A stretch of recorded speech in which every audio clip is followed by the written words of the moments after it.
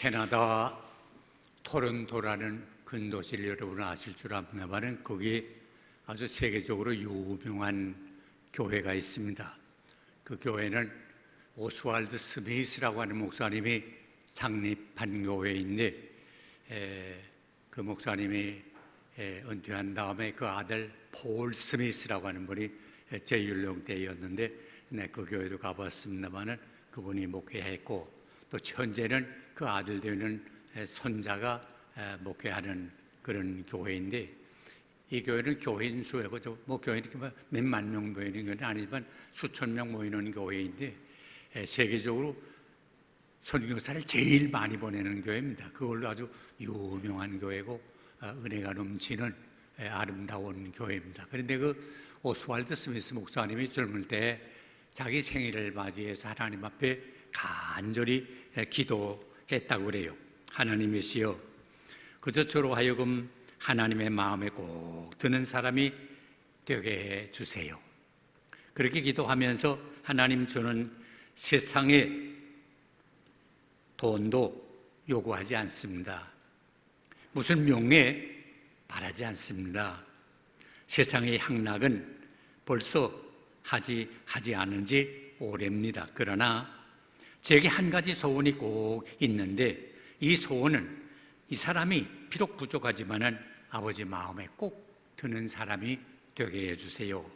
이렇게 기도하면서 그는 어떻게 하든지 무슨 일을 하든지 하나님을 먼저 생각하기로 결심했습니다. 예수님 말씀과 마찬가지로 먼저 너희는 그의 나라와 그의 의를 구하라 이랬는데 그래서 무슨 일을 하든지 하나님 먼저 이렇게 생각했습니다. 하나님이여, 저로 하여금 옛날 에녹과 같이 언제나 하나님과 동행하게 해주세요. 하루만 말고 이틀만 말고 일평생 언제나 하나님과 동행하게 해주세요. 그리고 하나님께서 원하지 아니하시고 하나님이 슬퍼하신 일은 어떻게 하든지 생각도 하지 않게 해주세요.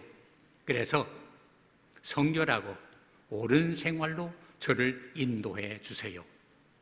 나로 하여금 일부분만 하나님께 바치지 말고 내가 갖고 있는 내로 온전히 하나님께 100% 제 몸과 마음을 하나님께 바치는 헌신의 생활을 하게 해주세요 라고 그는 기도드렸습니다. 그래서 오래지 않아 오스왈드 스미스 목사님이 드린 기도가 문자 그대로 그에게 다 이루어졌다고 합니다.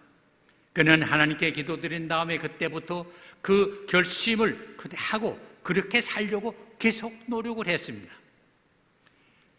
그는 과연 일생토록 실수 없이 경건한 목회 생활을 할 수 있게 됐고 그를 통해서 그 교회가 많은 은혜를 받아서 열매를 많이 맺게 되고 오늘도 그 아름다운 신앙을 본받아서 그 아들이 그 손자가 계속 참 훌륭한 목사님들로 세계적으로 유명한 교회가 됐습니다.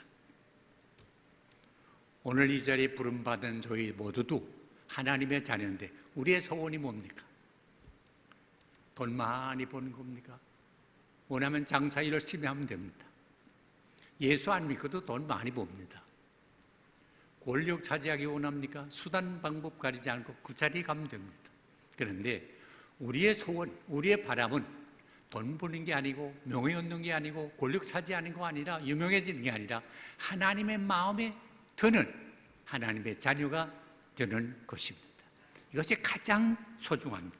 그러면 하나님의 마음에 드는 사람이 어떤 사람일까? 오늘 주신 말씀 사도행전 13장 22절 말씀 한번 같이 읽었으면 합니다. 다 같이 읽습니다. 사울을 폐하시고 다윗을 왕으로 세우시고 증거하여 이르되 내가 이새의 아들 다윗을 만나니 내 마음에 맞는 사람이라 내 뜻을 다 이루리라 하시더니 하나님이 다윗을 만나니까 하나님의 마음에 들었어요. 그래서 그를 왕으로 세울 뿐만 아니라 하나님의 뜻을 그를 통해서 이루게 됐단 말입니다. 하나님은 마음에 드는 사람을 통해서 하나님의 일을 하십니다. 그러면 마음에 드는 사람이 어떤 사람이 다윗이 그랬는데 다윗은 어떤 사람이었어요? 그는 섬김의 사람이었습니다. 한 번은 선지자 사무엘이 이새네 집에 찾아가서 자기 신분을 밝힌 다음에 내가 이런 왕 될 사람을 찾으러 왔다. 사실 그때 사울이 살아 있었거든요. 그러나 사울이 처음에는 왕 노릇 잘했는데 얼마 지나는 동안에 이게 점점 잘못해지고 교만해지고 제 마음대로 하니까 하나님은 아니다. 그래서 이거 아까 읽은 말씀대로 사울을 폐하시고 다윗을 세웠다 그러잖아요. 하나님이 돌려놓았어요. 근데 만일에 사울이 알면 큰일 나죠. 하나님의 사람이 이세네 집에 가서 내가 왕 될 사람을 찾으러 왔다. 그러니까 아버지가 생각에 누구? 아들이 8인데 누구 생각해요? 맏아들. 그래서 맏아들을 세웠어요. 아니다. 또 없냐? 예, 둘째 있습니다. 둘째 세웠네? 아니다. 셋째? 아니다. 이렇게 해서 7째까지 내려갔어요. 또 없느냐? 막내에 지금 하나 있습니다. 그 한번 지금 들에 나가서 양치는 일하고 있어요. 그럼 걔 데려오라. 그러니까 우린 다윗을 데려오는데 벌써 사무엘이 보니까 하나님의 마음이 들어. 쟤다. 그래서 기름 부어 왕이 될 사람이라고 세워줬어요. 그러니까 세상 사람들은 모르지만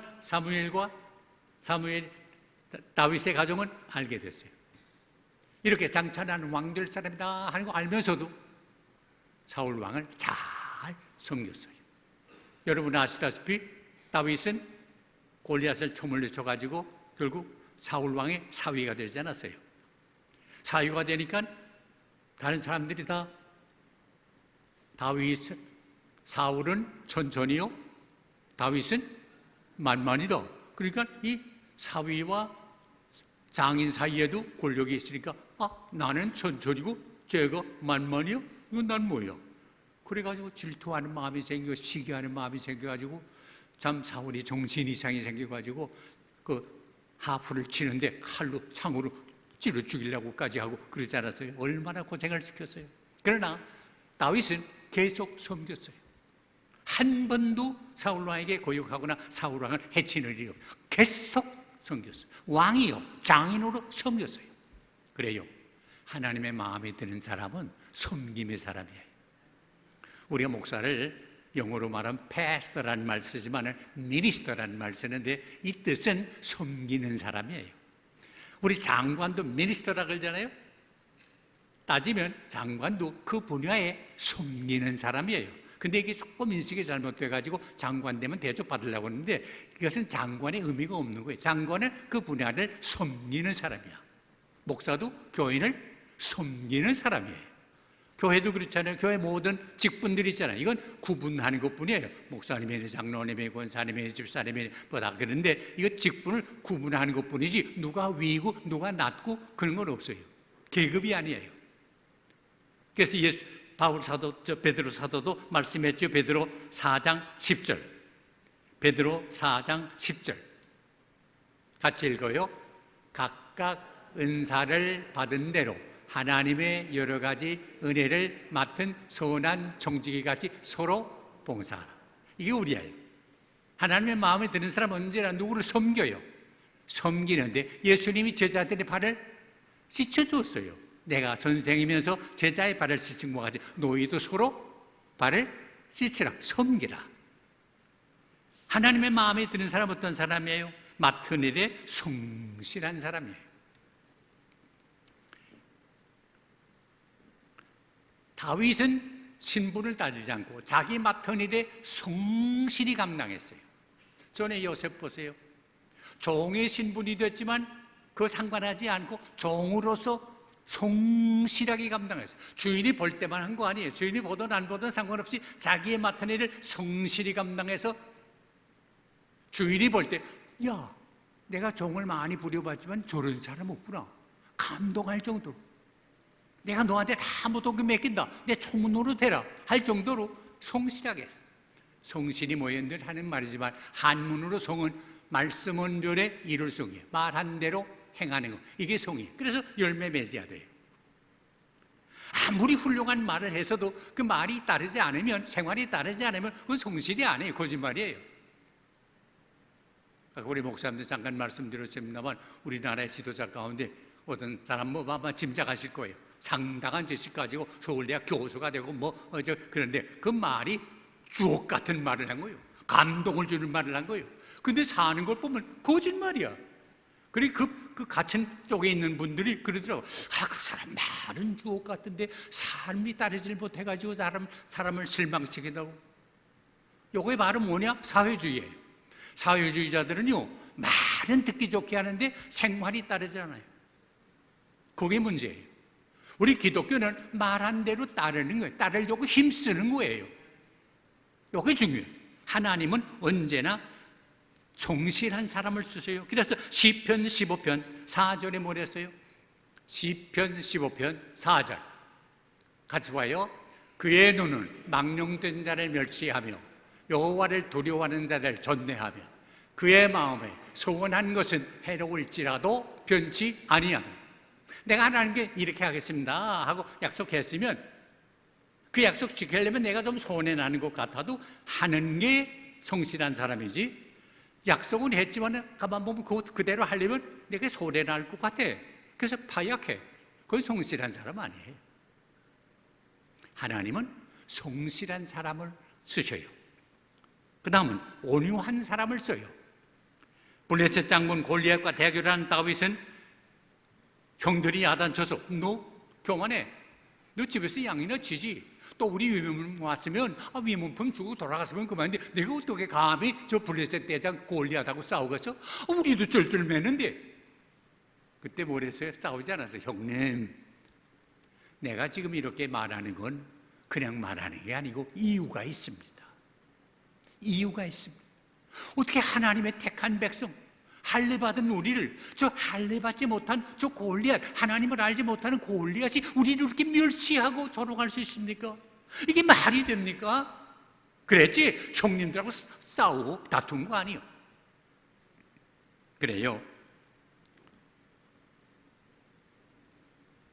하나님은 온유한 사람을 써요. 다윗 보세요. 다윗이 왕되지 않았어요? 그런데 아들 압살롬이 가만히 있어도 왕조 때니까 왕 될 수 있는데 고세가 바빠가지고 사람들을 규합해가지고 아버지 다윗을 몰아내는 구테타를 일으킨 거예요.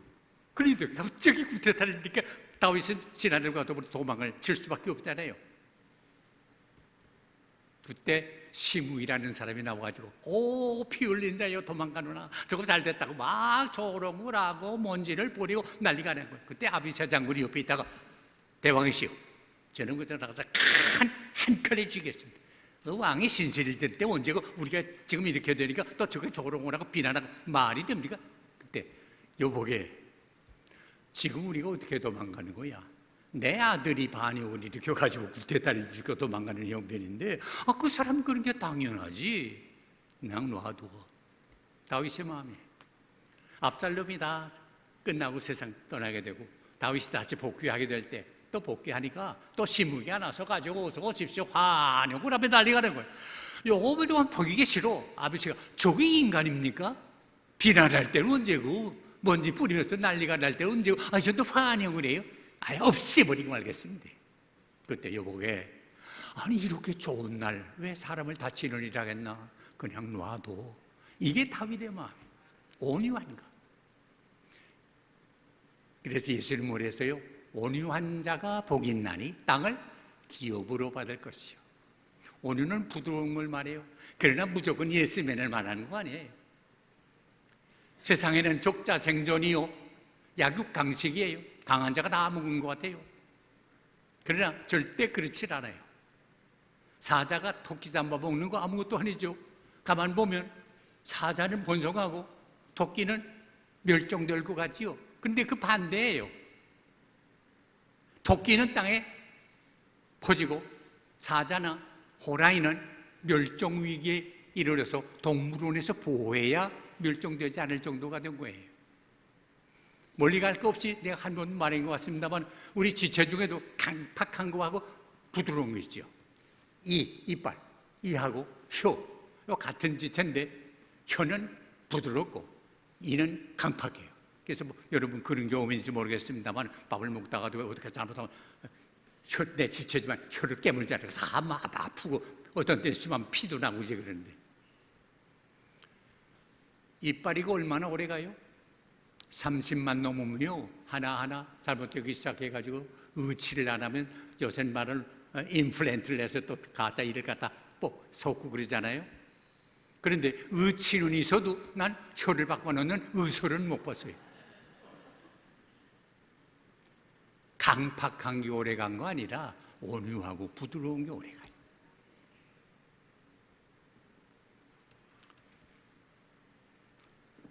어떤 사람이 하나님의 마음에 듭니까? 의협심이 강한 사람이에요. 다윗이 블레셋 대장과 나가 싸울 때 다른 거 없어요.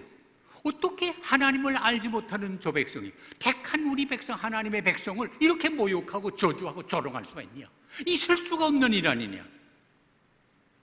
불의에 대해서 의분할 줄 아는 사람. 예수님도 잘못된 종교인들을 보고 뭘 했어요? 화 있을진저, 바리새인들아, 화 있을진저, 소위관들아, 회칠한 무덤 같은 너희들아, 의분에 넘쳐서 화를 바라지 않았어요. 우리 신교를 영어로 말할 때는 프로테스탄트라고 그래요. 프로테스탄트.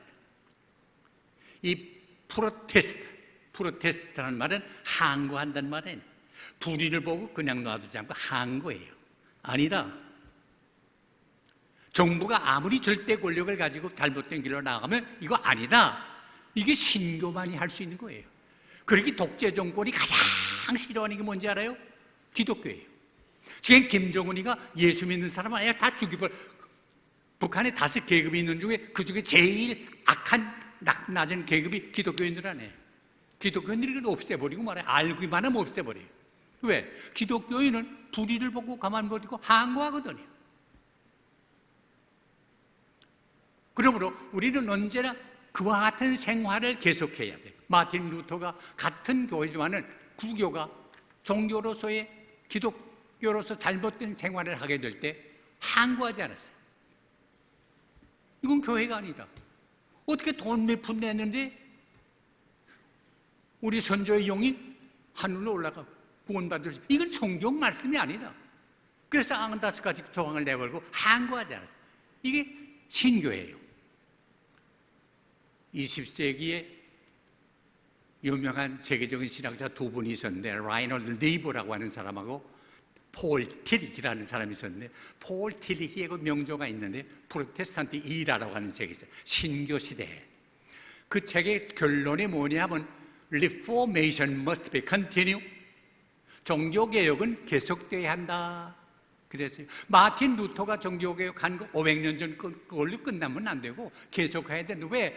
보이는 교회는 우리도 모르는 동안에 자꾸 타락할 수가 있다. 다른 보세요. 교회가 밴데, 세상은 바다인데, 바다 위에 떠있는 밴데 그냥 놔두면 어떻게 돼요? 모르는 동안에 물이 줄줄 들어와요. 물이 쭉 들어와. 그냥 계속 놔두면 어떻게 돼요? 배가 가라앉아서 배구시를 못하게 돼요. 배는 물 위에 떠야지 가라앉으면 끝나잖아요. 그러면 어떻게 해야 돼요? 계속 물 들어오는 건 포내야 돼요. 우리도 모르는 세상에 자꾸 물들이게 되는 게 교회예요. 사람이 할 수가 없어. 그러나 계속 개혁해 나가고 계속 항거해 나갈 때, 불의에 대해서 항거할 때 하나님의 마음에 드는 생활을 할 수가 있어요. 그리고 하나님의 마음에 드는 사람은 하나님의 능력을 온전히 의지하는 사람이에요. 다윗이 어떻게 백전노장 골리앗과 나가 싸울 수 있었어요? 하나님을 의지했어요. 사무엘상 17장 45절을 보세요. 사무엘상 17장 45절 같이 읽어요. 다윗이 블레셋 사람에게 이르되 너는 칼과 창과 단창으로 내게 나오거니와 나는 만군의 여호와의 이름으로 곧 내가 모욕하는 이스라엘 군대 하나님의 이름으로 내게 나아가라. 하나님의 이름으로 나간다. 칼과 창으로 하는 게 아니라 하나님, 전쟁 역사상 아주 유명한 말이에요. 또 여호와의 구원하심이 칼과 창에 있지 아니하면 오늘 우리에게 네게 알게 하리라. 전쟁은 여호와께 속한 것인즉 그가 너를 우리 손에 넘기시리라. 확신 가지고 나갔어. 신앙이 뭐예요? 하나님을 온전히 의지하는 거예요. 그래서 성경은 말해요. 두려운 날에는 여호와를 의지하라. 여호와를 의지하면 두렵지 아니하리로다. 그리고 하나님의 마음에 드는 사람이 어떤 사람이에요? 최선을 다하는 사람. 골리앗과 싸울 때 돌 몇 개 갖고 나갔어요? 5개. 왜 5개 가지고 나갔을까? 한 번 쳐서 안 되면 두 번째 치고, 두 번 쳐서 안 되면 세 번 치고, 세 번째 안 되면 네 번 치고, 다섯 개. 물론 첫 번에 쳤습니다만 자기 준비를 다 하고 최선을 다하는 거예요. 그래요. 하나님의 자녀 마음에 드는 사람은 자기에게 주어진 걸 최선을 다하는 거예요. 그래서 에이브러함 링컨은 그런 말을 했어요. 나는 최선을 다해 준비하겠다. 그러면 언젠가는 하나님이 나를 쓰실 것이다. 여호수아 봐도요, 여호수아 8장에 보면 여호수아가 뭐 승승장구해서 요단강을 건너고 여리고성을 무너뜨리고 할 때 다 되는 거 알았거든요. 근데 아이성하고 싸울 때는 크게 낭비하지 않았어요. 왜? 갔다 온 사람이 다 고생할 필요 없고 한 2, 3천 명만 보내면 너끈히 해낼 수 있습니다. 아, 그래요? 너끈히 보내라. 3천 명 가라. 3천 명 갔다가 그만 대피하지 않았어요. 그래서 마지막에 8장에 보면요, 그런 말이 나와요. 여호수아야, 이제는 이스라엘 백성 다 일어나라. 교회가 어떻게 해야 힘이 나요? 다 해야지. 장로님만 해서도 안 되고요, 권사님만 해서도 안 되고, 어느 집사님만 해서도 안 되고, 다 최선 다하라. 끝으로 하나님의 마음에 드는 사람은 회개하는 사람이에요. 회개하는 사람. 다윗이 그렇게 훌륭한 사람이면서도 어떻게 했어요? 범죄했어요. 하나님의 사랑을 그렇게 받은 사람이면서도 범죄했어요. 더러운 범죄를 했어요. 우리아의 아내를 범했어요. 이 사실을 나단 선지를 통해서 지적할 때 보통 사람 같으면 아니 우리 주변의 왕들 가운데 안 그런 사람 어디 있어? 쟤 그렇게 놀지 뭐 그랬지요. 근데 다윗이 안 그래서 그 자리에서 꼭 부러졌어요. 내가 이런 죽을 죄를 졌습니다. 눈물로 베개를 적시고 여름 가뭄에 마름처럼 바삭바삭 타는 고통을 느끼면서 회개했어요. 회개했더니 하나님이 그를 용서해 주시고 그를 이스라엘 임금의 표준으로 삼아, 신앙의 표준으로. 그래서 다윗과 같아서 하면 신앙으로 산 사람이고 다윗과 같지 않아서 하면 신앙으로 안 산 사람이 돼요. 그래서 여기 보면 그를 통해서 예수님이 나시게 되지 않았어요. 인유무가리요, 사람 치고 실수함이 없는 사람 어디 있습니까? 그러나 회개하면 됩니다. 회개하면 다윗은 성군이 됐습니다. 비슷한 죄를, 같은 죄를 지어서 제수를 범한 헤롯 왕은 세례 요한의 말을 듣고 세례 요한을 가둬버렸어요. 결국 목 잘랐어요. 헤롯의 종말이 어떻게 된지 아세요? 사도행전에 보면 충이 먹어 죽었다 그래요. 회개하면 송자가 되고 회개 안 하면 충이 먹어 죽었어요. 이것이 역사의 증거입니다. 우리 모두 하나님의 마음에 꼭 드는 사람이 돼서 여러분을 통해서 하나님의 놀라운 역사가 일어나게 되시기를 주의 이름으로 축원합니다. 기도하십시오. 하나님 아버지 감사합니다. 부족한 우리를 하나님의 자녀로 삼아주셨는데 아무쪼록 우리 한 사람 한 사람이 다 하나님의 마음에 꼭 드는 사람이 돼서 하나님의 뜻을 이 역사를 통해 이루어 나가게 하여 주시옵소서. 예수님의 이름으로 간절히 기도하옵나이다.